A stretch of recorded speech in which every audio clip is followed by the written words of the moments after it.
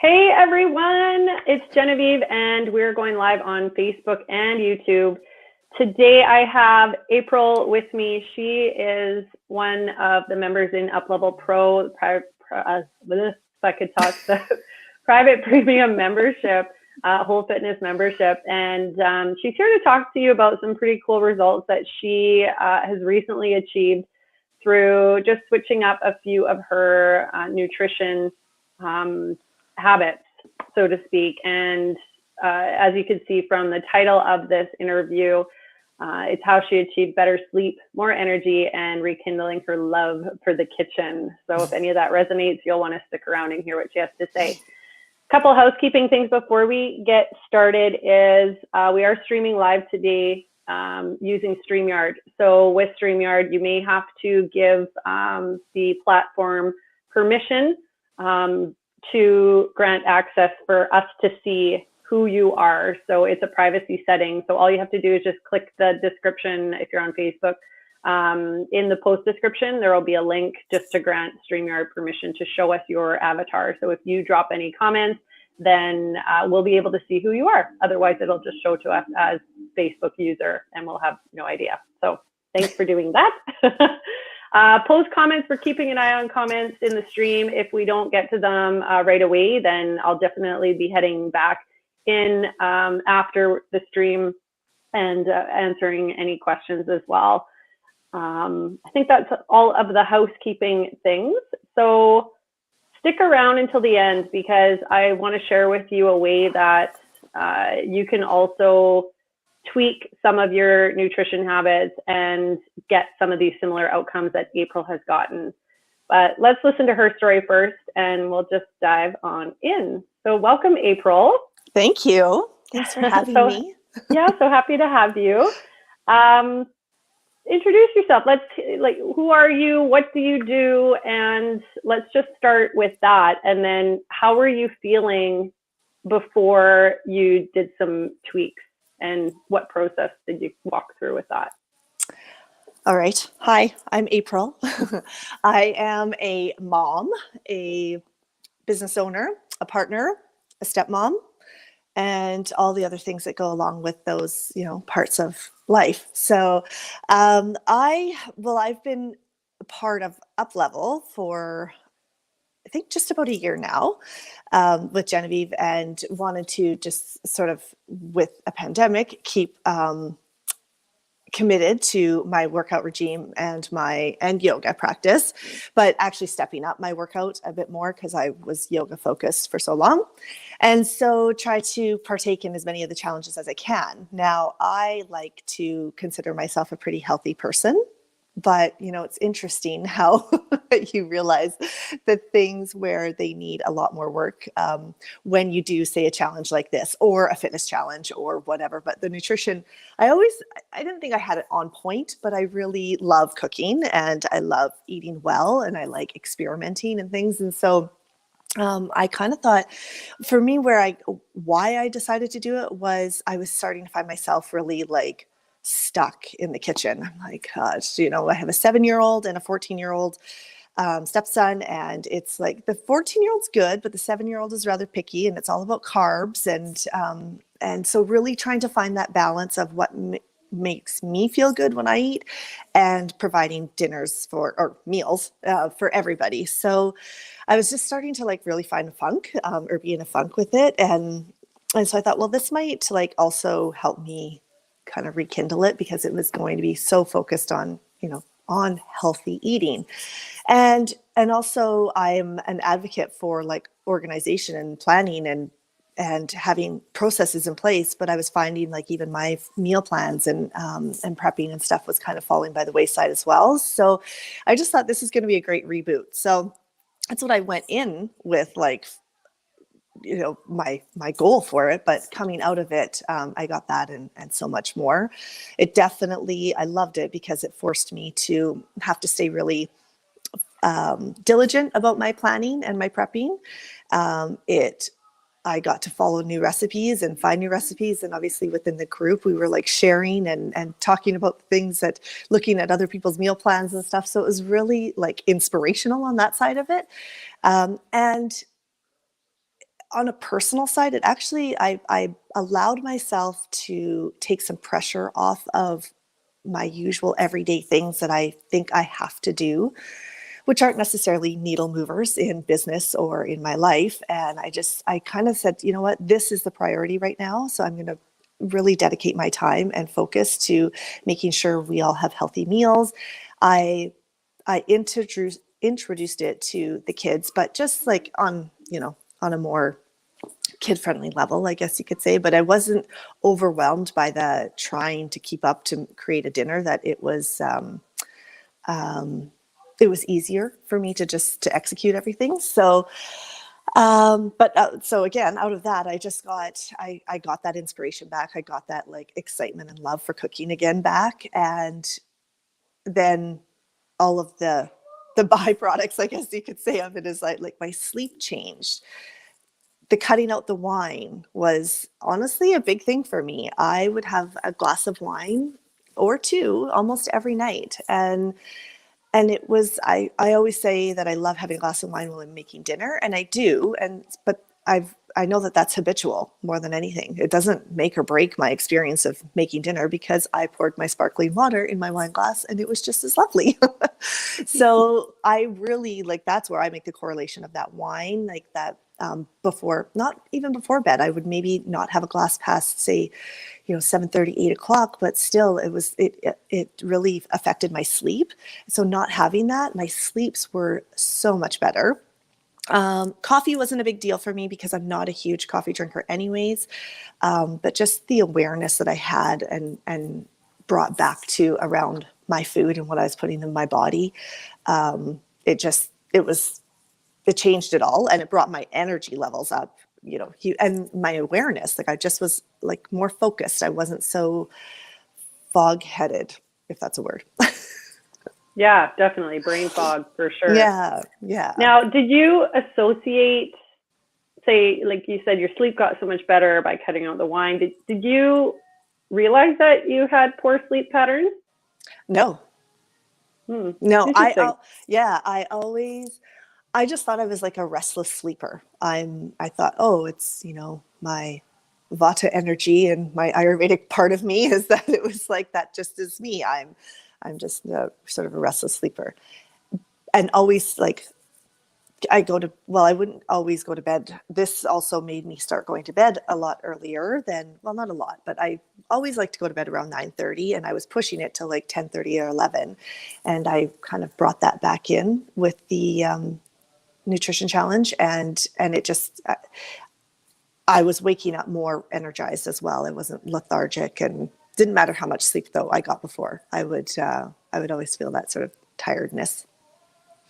Yeah, cool. Those are awesome outcomes. And, when you go into, so I want to just back up a bit, because the process April is talking about is a challenge that we ran in Up Level Pro called the Food Fix Challenge.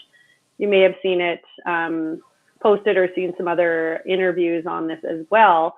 And I just love talking to different members, because everyone's experience, they walk the same path, but everything is so different in what they actually achieve. So April coming into this, wanting to really just get back on track with meal planning and getting everyone kind of on the same level with what they're eating, so that it's not you're sacrificing what you're giving to your son or vice versa. And then you're walking out of it with other outcomes that maybe you didn't even anticipate. So just with a few tweaks, even if it's not necessarily so much in what you're eating, but it could be, if you just need some help to get back on track, or accountability and getting back on track, or even starting with prepping your meals or meal planning or how to do those things. Hi, Sarah. Sarah's joining us. Hello. Oh, yay. Hi, Sarah. Big shout out, our lovely mentor who helps us in all aspects of life. So, where was I? So with that, in that Food Fix Challenge, do you think you could have pulled yourself back on track without committing yourself to a group challenge such as Food Fix? Well, I would love to say yes, because I feel like I've done a lot of like habit building work and mindset work and all this stuff over the last like few years of my life. And well, this is just the proof that you're just never there. But no, I don't think I could have, because it's so easy to make the excuses. And my excuse a lot of times is busy. And I mean, it's not so much an excuse as it is a reality, but it's about reprioritizing that busy. And that's what I allowed myself to do with that. So having the support of you and the other women in the challenge was like, it just kind of kept me accountable, and it kept me wanting to stay committed to it. And my partner was he did it with me as well, which was awesome. So that makes it easier, of course, too. But yeah, that's awesome. Actually, like there were quite a few husbands that joined in on the challenge as well. Mine was not one of them. So this process can be done completely solo when you just focus on you. But it's awesome if you have that support as well from other members of the family. It's just that added layer of accountability for you.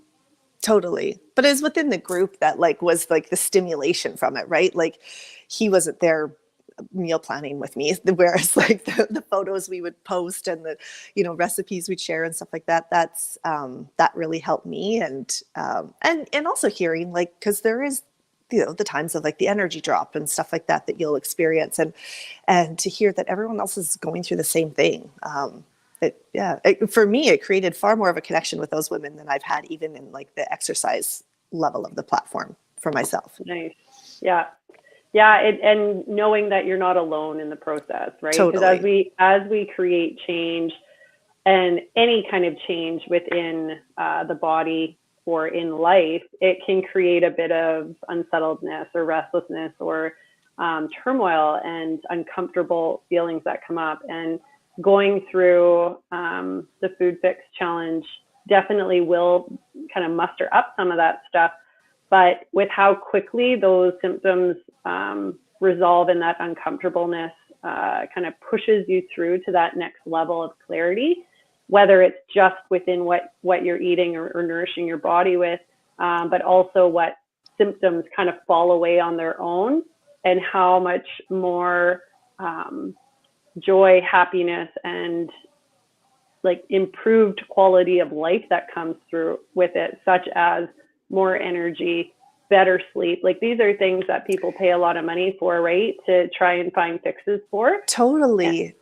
And that's what I was going to say is like just that, like, it's a holistic, like, I don't know, I don't want to say healer, but like I felt lighter in not only in my body, but in my mind, and sort of the reprioritizing of things just became easier, decision making, things like that. Like it's so interesting how little changes we can make to make our body feel better can help our heart, our emotions, our mind, your relationships, all things. Yeah. It's like, I like to consider it like a magical process, and it's amazing what you can achieve. Like you and all the other women that went through it last round, was how much more enjoyable your lives are. My life was in that short amount of 10 days. And usually you'll start experiencing those things a lot quicker than 10 days. They can start as soon as, 3 days.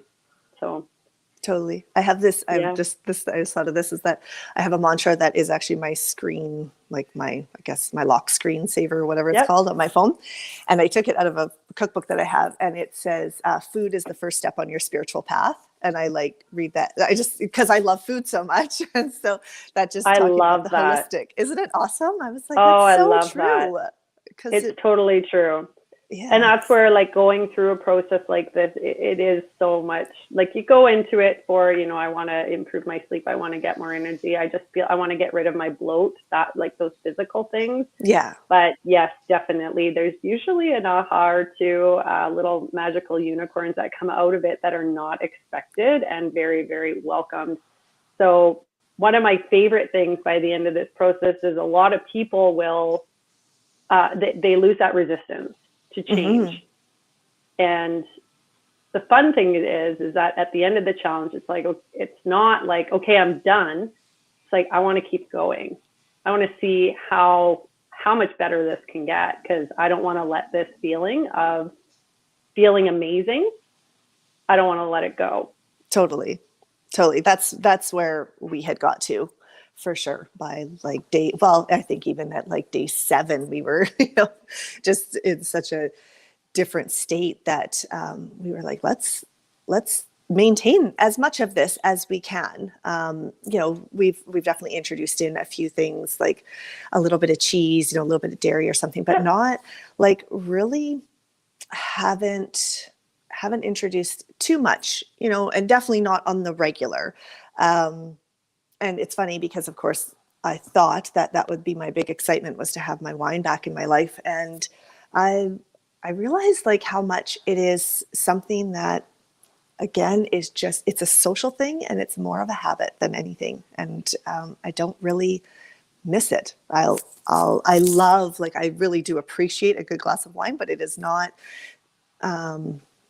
it's not part of my everyday anymore, which is so great and helps so much with my sleep. Well, and even if it was, I mean, you would have that information about yourself, because now you know that, if you're having wine into the evening, that you will be restless sleeping. Yeah. So those are choices that you can decide to make, or it gives you a bit of foresight into what you can anticipate the night will look like, or the morning will look like, that sort of thing. So you have that knowledge about you specifically, right? So that's powerful, because then you look at food, and that, I mean, whether it's wine, whether it's cheese, whether it's, legumes, or it doesn't have to be, those standard inflammatory foods. But like for me, it's kale, of all things. Kale is, you hear it everywhere. It's so good for you. It does not agree with me. Raw does not agree with me. And that's a piece of information I learned, I learned by walking through this Food Fix challenge, where, we're eliminating for a short period of time the highly inflammatory foods in the diet. And then we very quickly uncover other layers within us. So it's much of a internal journey as it is switching habits. Totally. And so many layers. And the self-awareness that you gain of yourself and your body, I think, is like, I just think how many years I walked through my life. And I've definitely had more body awareness, probably in the last, I don't know, like say 10 years, maybe 5 for sure, of my body and how it's operating and stuff. But when you go through things like this, that's exactly like, you're not kind of numb to it anymore, or just like dismissive of it. You start to notice how things react with it. So that awareness. Now, was there anything on the daily that you did to help keep you on track? I know you had mentioned the group and posting pictures of, meals and getting ideas from other people, but was there anything else that kind of helped to keep you moving forward? I would have to say the daily check-in on the group, for sure. Just to, even if you're not, like, if I wasn't super active, it was just seeing what others were posting. But I would say the biggest thing was the meal, like having my meals planned out and prepping as much as I could, really helped me stay committed to it, because it's so easy to, when you're starving, to like just grab something and make a poor choice. And then on top of that, it's like, then you get the guilt, especially if you're in, say, something like this, you get the guilt that goes along with that. And then you start to doubt yourself and all those things. So I just really tried to like set myself up in the beginning, which you like guided us through that step by step, like the amount of information. I loved all the intro videos and the step by step of like how you are going to be able to succeed at this, like that you provided. I thought was awesome and super helpful for me. Awesome. I definitely think that having, and I'm fortunate I have a morning routine, so that has helped me as well. But I definitely think like establishing some sort of little morning routine to kind of keep you in the flow of that I would say help me a lot too. Awesome. So were you able to, you said you introduced some different food groups back into your diet, which is great because at the end of the challenge, we go through a whole process of how to reintroduce some of these commonly inflammatory foods to test them for your body to see if your body reacts to them or not. But how have you noticed shifts in your energy or your sleep, or have you stayed pretty well on track with those symptoms or those outcomes? Well, I would say that we've stayed pretty on track. Like I feel like I've been able to maintain my energy levels, and my sleeping has been good. But more of like, and it's hard because we eat predominantly vegetarian. So legumes and things were such a big, and grains are such a big part of our diet. But really like trying to be mindful of soaking everything as long as I can before I cook it, cooking as much of my own, beans and soaking and cooking those. Because otherwise I noticed like the bloat could come back so quickly. That was the thing that like shocked me, was how fast you can go from feeling and like you see the difference. And so I just am trying to be really watch if I am I haven't had this in a while. Like I haven't made sourdough bread in a while. So we're going to see what that's going to do. Because the almond bread I fell in love with it, and it's been a staple for us, but my 7-year-old doesn't really love it. It's a nice alternative though. There's a famous almond bread recipe within the challenge that everyone seems to love. So, and I do too. That's why I put it in there. But awesome. Well, thank you so much for sharing your experience. Now there is a comment. Sarah's like, I'm like, why the heck was I not in that challenge next time? And I kind of transitioned. Well, go ahead. Sorry, I was just going to say it might be transitioning to where you were going to go, but like it really, and it's something that I think that it's not a one and done. Like I have intentions of, I think, we kind of talk the same language in the sense of like living with the seasons and things like that. Like there's a reason that the eating local and eating seasonal and stuff, that movement has taken over, is because that's our bodies, it functions the best when we're eating what is in season, and we're doing our cleanses and clearing out the stagnation of the winter and coming in with the spring and stuff. So I know for me, I'll try to maintain as much of this as I can, but I love the detoxing part and going through these challenges and sort of, I don't know, revisiting them, I guess, like even a few times a year. I don't think that it's not like a harsh detox. Mm-hmm. Yeah, you still get to eat, and there's tons of food. That's what a lot of people think is, I'm going to be hungry for 10 days. That's not the case at all. And by the look of all the meal plans or not the meal plans, but the recipes that are included, plus those are just ideas. Like there's so many other recipes out there that you can do. And that's a big part of the challenge, is sharing that kind of information. But I love hearing like people don't go hungry on this at all. It's not a starvation method by any means. So I think day 2, I was like, that was the hungriest I felt, was day 2. Yeah. As your body's shifting to different ways of using and processing different sources of energy rather than the standard diet that you may have been on, or relying on some of those higher carb type of foods or sugars, then the body starts to shift into a new way of processing fuel so that it can become like an efficient metabolism, like high efficiency machine. That's how I like to describe it.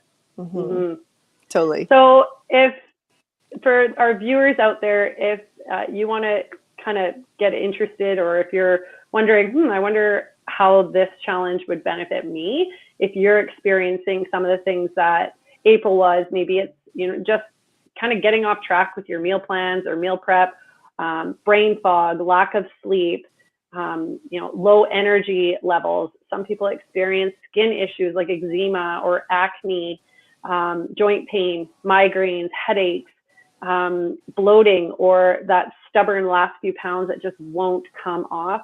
Those are all symptoms that your body may be in an inflammatory state. So just by making a few small tweaks that you're well supported in throughout this 10-day process, you might be pleasantly surprised to see how quickly it is to flip those symptoms into positive outcomes for yourself. So I am running the Food Fix Challenge again. We start April the 12th. It runs until April 21st. I'm starting to launch the pre-challenge information tomorrow. So if you're considering this, I highly suggest getting in on the challenge. I will post the link to check out the details and to register in the chat. And it's genevievemoroney.com/foodfix. And maybe I'll just add it on the banner too. And I really want people to be set up for success. So there's the link to check out the details. So I do start some of the pre-challenge information and drip it in day by day until the start of the challenge, so that you have time, and it takes all the overwhelm out of how to change and what to do. I hold your hand the whole way through. We do group calls a few times. We do a pre-challenge call, a mid-challenge call, and a post-challenge exit call. So there's tons of support. There's a private community where we share all things Food Fix related. We celebrate the wins, and we uplift people who are going through struggles, because usually there's more than one in the same boat. So we would love to have you join us in on the next round. Again, try and get on in today. Check out details there on the screen. And just send any questions or post a comment below if you're watching the replay, if you have questions about if it's a fit for you. Any last words, April? I don't think so. I think we kind of covered everything, other than just like a huge thank you to you and all that you bring. Like, when I was using the word holistic, like that's how I feel that you bring to like health and fitness, is you bring a very holistic spectrum, and I love it. And I can't wait to join in on another challenge. I feel like right now, Awesome. maybe, who knows, maybe I should join back into this one just again to get me back. But well, and in subsequent rounds too, you can refine what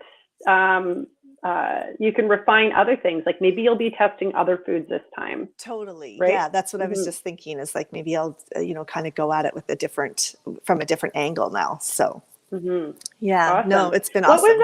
What was that mantra again? I'd love to end on with that again. Food is the first step on your spiritual path.